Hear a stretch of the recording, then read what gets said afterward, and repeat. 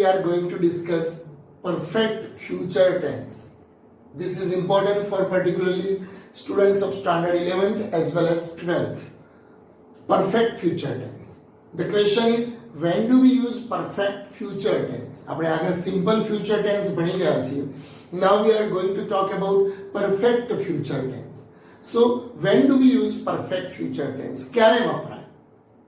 When the action is not finished, but in future we imagine, we suppose or we imagine that the action is over. ક્રિયા થઈ નથી, પણ ભવિષ્યમાં થનારી કોઈ ક્રિયા આ સમયે અત્યારે આવતી વખતે પતી ગઈ હશે, પૂર્ણ થઈ ગઈ હશે, એવું ધારી લેવામાં આવે. There we use perfect future tense. In our day-to-day lives, many times we use this tense. For example, આપણે ક્યાંય જવાના હોય બીજા દિવસે ફરવા માટે, તમે કોઈ સ્કૂલની પિકનિકમાં જવાના હો તો આગલા દિવસે જબરજસ્ત એક્સાઇટમેન્ટ હોય આપણને, બરોબર. ફ્રેન્ડ્સ જોડે આપણે ચર્ચા કરતા હોય, પેરેન્ટ્સ જોડે બી ચર્ચા કરતા હોય કે સાંજના 6 વાગ્યા હોય, આપણે તરત કહીએ આવતીકાલે અમે અત્યારે તો મનાલી પહોંચી પણ ગયા હોઈશું, અમે આ ટાઈમે તો એરપોર્ટ પર લેન્ડ પણ થઈ ગયા હોઈશું. અત્યારે એરપોર્ટ પર લેન્ડ નથી થયા, અત્યારે ક્યાં છીએ તો કે અમદાવાદમાં, અત્યારે ક્યાં છે તો કે અમદાવાદમાં, હજુ મનાલી પહોંચ્યા જ નથી, પણ ધારી લેવામાં આવે કે આ સમયે તો આપણે મનાલીમાં પહોંચી ગયા હોઈશું, આ ટાઈમે તો આપણે રોહતાંગ પાસ ક્રોસ પણ કરી લીધું હશે અને લે જવા માટે આગળ નીકળી ગયા હોઈશું, બરોબર. તો ક્રિયા થઈ નથી, પણ એવું ધારી લેવામાં આવે ફ્યુચરમાં કે આ સમયે આવું થઈ ગયું હશે. At that time we use perfect future tense. સૂત્ર થોડુંક બદલાય છે. સિમ્પલ ફ્યુચર ટેન્સ ની અંદર will shall plus main verb હતું. અહીંયા તમે જોઈ રહ્યા છો એક્ટિવ વોઇસ માં કે will shall તો છે જ, ફ્યુચર ટેન્સ છે એટલે, પણ પરફેક્ટ શબ્દ એની અંદર આવ્યો. પરફેક્ટ ફ્યુચર ટેન્સ કહ્યું છે, પૂર્ણ ભવિષ્યકાળ, એટલે કહી શકાય કે પૂર્ણ ભવિષ્યકાળ, ભવિષ્યમાં ક્રિયા પૂર્ણ થઈ ગઈ હશે એવું માની લેવામાં આવે તો એની માટે આપણે વાપરીએ છીએ કે will shall plus have plus past participle. will shall plus have plus past participle. અને પેસિવ વોઇસ માં will shall તો ખરું જ, પ્લસ have પણ ખરું, અને જ્યાં જ્યાં પણ have આવે હંમેશા યાદ રાખવાનું, જ્યાં જ્યાં પણ have આવે એના પેસિવ વોઇસ માં been આવે, એટલે will shall plus have plus been plus past participle. have plus past participle જોડે જ આવશે એક્ટિવ વોઇસ માં, અહીંયા પણ have plus been plus past participle જોડે જ આવશે, બરાબર. નોટ મૂકવાનું હોય, બીજું કઈ ઓબ્જેક્ટ કે બીજું કઈ શબ્દ મૂકવાનો હોય, વર્ડ મૂકવાનો હોય, તો બધા જ વર્ડ્સ અહીંયા આવશે. આને ક્યારે સેપરેટ કરવાના નથી.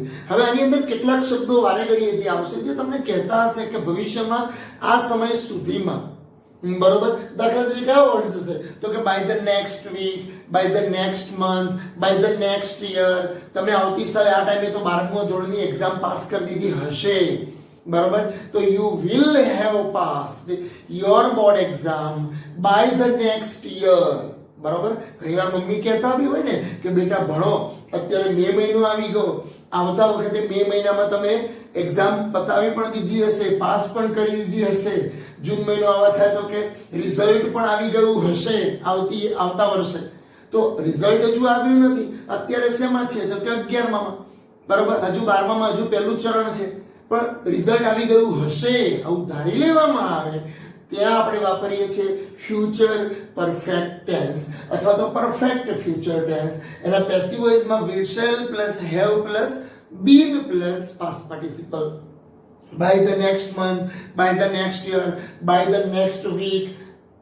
અત્યારે 2020 ચાલતી હોય તો by next 2030, 2030 સુધીમાં, 2025 સુધીમાં, બરાબર, આ કામ થઈ ગયું હશે, ડેમ બંધાઈ ગયો હશે. બિફોર ધ નેક્સ્ટ મોર્નિંગ, આવતીકાલ સવાર સુધીમાં તો આપણને સમાચાર મળી ગયા હશે, બરાબર. તો આ બધી વસ્તુ બતાવે છે કે ભવિષ્યમાં આ ક્રિયા પૂર્ણ થઈ ગઈ હશે એવું આપણે ધારી લઈએ છીએ. તો અહીંયા આગળ first sentence, we blank Somnath by 8 PM today. અત્યારે કેટલા વાગ્યા છે તો અત્યારે બપોરના ધારો કે 2 વાગ્યા છે, બરાબર. આજે આપણે 8 વાગ્યા સુધીમાં જતા હોઈએ ગાડીમાં, કોઈ પૂછે કે આ પપ્પા આપણે કેટલા વાગે પહોંચીશું, 2 વાગે ગયા. બેટા 8 વાગ્યા સુધીમાં તો આપણે પહોંચી ગયા હોઈશું, હજુ પહોંચ્યા ક્યાં છે તો કે લીમડી, બરોબર. પણ 8 વાગ્યા સુધીમાં સોમનાથ પહોંચી ગયા હોઈશું. છીએ લીમડી પણ ધારી લઈએ છે કે 8 વાગ્યા સુધીમાં પહોંચી ગયા હોઈશું અને પરફેક્ટ થઈ ગઈ, માની લીધું કે પહોંચી જ જવાના છે, તો એની માટે આપણે પરફેક્ટ ફ્યુચર ટેન્સ વાપરીએ. તો અહીંયા તમે જોઈ રહ્યા છો બાય ધ નેક્સ્ટ મંથ, એની જેમ અહીંયા આપ્યું છે બાય 8 PM ટુડે. આ બાય કે સમયની લિમિટ બતાવે છે, પેસિવ વોઇસ વાળું બાય નથી. બાય 8 PM ટુડે, અત્યારે 2 વાગ્યા છે, 8 વાગ્યા સુધીમાં પહોંચી ગયા હોઈશું, પણ કોણ પહોંચવાનું છે? વી પોતે, મતલબ કે સબ્જેક્ટ આગળ છે. યાદ કરો, સબ્જેક્ટ આગળ હોય તો એક્ટિવ વોઇસ, તો વિલ રીચ આપ્યું છે તો આપણે કહી શકાય કે વી શેલ હેવ, રીચ નું પાસ્ટ પાર્ટિસિપલ રીચ. કોઈ કહેશે અમારે તો વિલ વાપરવું છે, લખી શકાય મોડર્ન ઇંગ્લિશમાં we will have reached Somnath by 8 PM today. એ જ રીતે Kashish blank her PhD by 2024. અત્યારે 2020 ચાલે છે, 2024 સુધીમાં એ ડોક્ટરેટની ડિગ્રી એને મેળવી લીધી હશે, PhD એનું કમ્પ્લીટ કરી દીધું હશે. એમને પણ જોઈએ તો એ ખ્યાલ આવે અત્યારે 2020 ચાલે છે, યર આ 2024 મતલબ કે ફ્યુચરની વાત છે. એમાં પાછું બાય આપ્યું 2024 સુધીમાં એનું PhD ફિનિશ કરી દીધું હશે. કોણ ફિનિશ કરવાનું PhD? કશિશ ફિનિશ કરશે, ભણશે, મહેનત કરશે થોડી, અને કશિશ પોતે જ ફિનિશ કરવાની છે. તો કહી શકાય કે Kashish will have, active voice સૂત્ર શું છે? Will shall plus have plus past participle. તો કહી શકાય કે કશિશ વિલ હેવ કમ્પ્લીટ આપ્યું છે તો આપણે લખી શકીશું will have completed her PhD by 2024. મતલબ કે ભવિષ્યમાં આ ક્રિયા થઈ ગઈ હશે એવું ધારી લેવામાં આવે છે. There we use perfect future tense. આટલું યાદ રાખવાનું. આ બધા શબ્દો યાદ ના રહે તો ગોખવાની જરૂર નથી, ખાલી એટલું યાદ રાખવાનું કે ફ્યુચરમાં આ ક્રિયા થઈ ગઈ હશે એવું ધારી લેવામાં આવે કે આ પૂર્ણ થઈ ગઈ હશે, આ ટાઈમે આપણે આ કામ કરી દીધું હશે, બરોબર. દાખલા તરીકે નક્ષી blank doctor by the next year. તમે જુઓ સેન્ટેન્સમાં આપ્યું છે બાય ધ નેક્સ્ટ યર, આવતા વર્ષ સુધીમાં. અત્યારે 2020 ચાલે છે, 2021 સુધીમાં નક્ષી ડોક્ટર બની ગઈ હશે. આ લાસ્ટ યર છે ને જબરજસ્ત મહેનત કરી રહી છે, બરોબર. તો નક્ષી ડોક્ટર બની ગઈ હશે, ના બને, બરોબર. કદાચ એક્સટેન્ડ પણ થાય 6 મહિના, પણ અત્યારે તો એવું લાગે છે મહેનત કરે છે ઉપરથી કે નહીં જબરજસ્ત મહેનત કરે છે. તો આવતા નેક્સ્ટ યર સુધીમાં એ ડોક્ટર બની ગઈ હશે તો કહી શકાય નક્ષી વિલ હેવ, અને નક્ષી પોતે જ બનવાની છે એટલે બીકમ, પણ બીકમ નું પાસ્ટ પાર્ટિસિપલ બીકમ જ થાય. બીકમ, બીકેમ, બીકમ, કમ, કેમ, કમ. યાદ રાખજો, બીકેમ ના કરી દેતા. તો નક્ષી will have become a doctor by the next year. Your result blank by the end of May. મે મહિનાના એન્ડ સુધીમાં your result ડિક્લેર થઈ ગયું હશે. હવે ખાલી જગ્યાની આગળનું નામ કોણ છે? રિઝલ્ટ. રિઝલ્ટ જાતે ડિક્લેર થાય કે ભાઈ હું ડિક્લેર થઈ ગયું? એ તો બાય ધ યુનિવર્સિટી હોય, બાય એક્ઝામિનેશન બોર્ડ હોય, બાય ગુજરાત બોર્ડ હોય, બરોબર ને, બાય CBSE બોર્ડ હોય.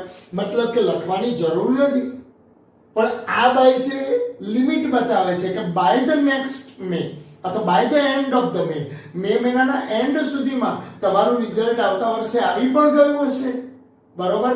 તો કહી શકાય કે યોર રિઝલ્ટ. હવે યોર રિઝલ્ટ જાતે ડિક્લેર થતું નથી, મતલબ કે એક્ટિવ વોઇસ નથી, આ તો પેસિવ વોઇસ છે. અને પેસિવ વોઇસ નું સૂત્ર will shall plus have plus been plus past participle. તો કહી શકાય યોર રિઝલ્ટ વિલ હેવ, જાતે રિઝલ્ટ ડિક્લેર ના થાય, પેસિવ વોઇસ એટલે બીન, ડિક્લેર નું પાસ્ટ પાર્ટિસિપલ શું લખીશું?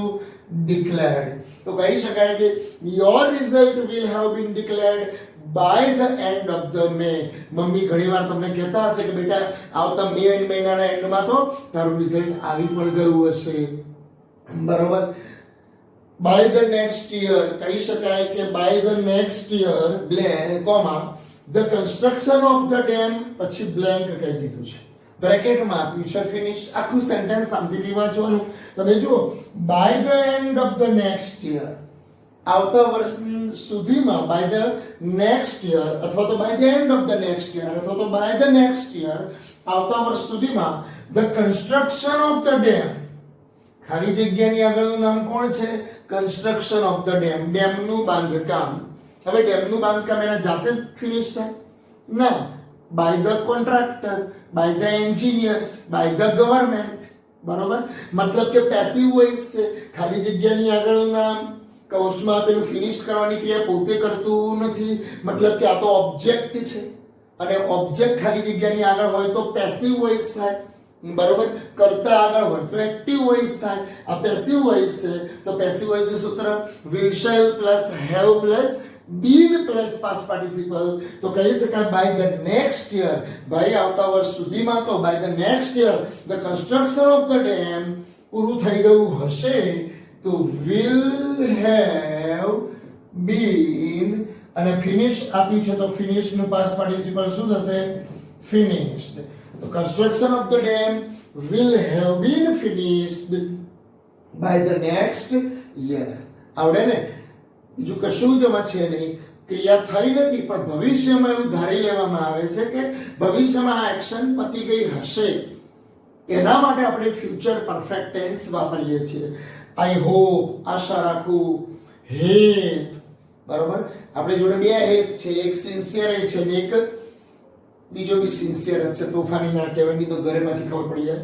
આઈ હોપ હેત blank writing of his first novel. આ તો નોવેલ લખે છે, નવલકથા લખે છે. જુઓ, એની ફર્સ્ટ નોવેલ લખી રહ્યો છે, પણ ક્યાં સુધીમાં પૂરી કરી દીધી હશે? By the next month. By the next month, આવતા મહિના સુધીમાં. બરોબર? એને એની નોવેલ ફિનિશ કરી દીધી હશે. બસ હવે છેલ્લું ચેપ્ટર જ નોવેલનું લખવાનું બાકી છે, એન્ડ જ બાકી છે. મતલબ કે કહી શકાય હોપ, આશા રાખી, આના ઉપરથી ખબર પડે કે ધીસ ઇઝ ફ્યુચર ટેન્સ.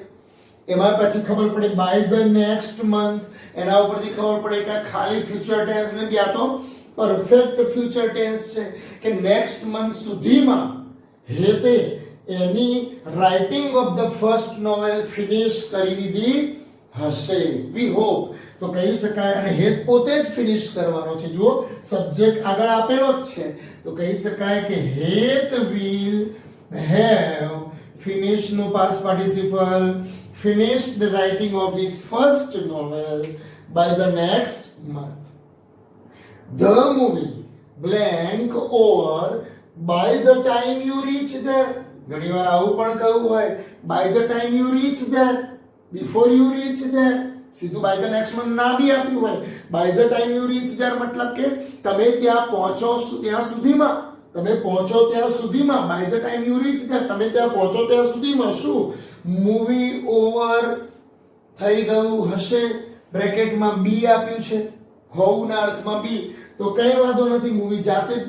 તો કહી શકાય કે ધ મૂવી will have, બી નું પાસ્ટ પાર્ટિસિપલ થશે been. બરાબર? Movie will have been over by the time you reach there. તો મિત્રો, આ બધા સેન્ટેન્સ એકવાર શાંતિથી વાંચી જાઓ. ફ્યુચર પરફેક્ટ ટેન્સ ક્યારે વપરાય તમને ખ્યાલ આવી ગયો છે કે ભવિષ્યમાં કોઈ ક્રિયા પૂર્ણ થઈ ગઈ હશે એવું આપણે ધારી લઈએ, ત્યાં પાસે આપણે વાપરીએ ફ્યુચર પરફેક્ટ ટેન્સ. એકવાર શાંતિથી બધા સેન્ટેન્સ વાંચી જાઓ અને નોટમાં લખી દો.